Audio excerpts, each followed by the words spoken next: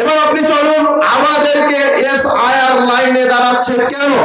এটা আমাদের মুখ, আমাদের কপাল পুরা মুসলিম আমরা, হতভাগা মুসলিম আমরা, অথর্ব মুসলিম আমরা।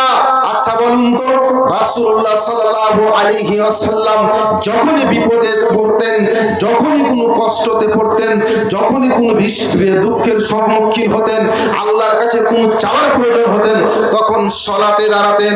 আপনি বলেন তো, আপনি কি এখন পর্যন্ত আপনি এসআইআর লাইনে দাঁড়িয়ে ফর্ম জমা করে দিয়েছেন?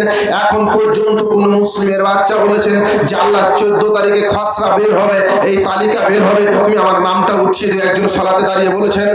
দেখি কেউ মায়ের বেটা বলেছে? আশা করি বলেনি। এর মানে আমরা আল্লাহকে ভুলেছি, ভুলি না ভুলিনি? আল্লাহ রাসূলকে ভুলেছি না ভুলিনি? ভুলেছি। আমরা ভুলেছি, তার কারণে আমাদের প্রতি আল্লাহ বিপদকে চাপিয়ে দিয়েছেন। চাপাইনি? এটা আমাদের কাছে বিপদ নয়, এটা আমরা খেলা আমার ঘরে পেয়েছি নাকি? খালি 14 তারিখ বের হোক, কার নাম উঠছে কার নাম উঠছে, তখন এর নাম হচ্ছে এনআরসি, আপনাকে যখন খবরে ভরে দিবে তখন আপনি বুঝবেন।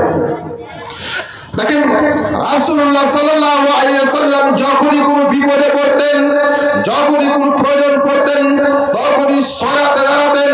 ওয়াস্তাঈনু বিস-সাবরি ওয়াস-সালাহ। আল্লাহ বলেছেন সালাত তোমরা ধৈর্য ধরো, সালাতের মাধ্যম দিয়ে তোমরা ধৈর্য ধরো, সালাতের মাধ্যম দিয়ে।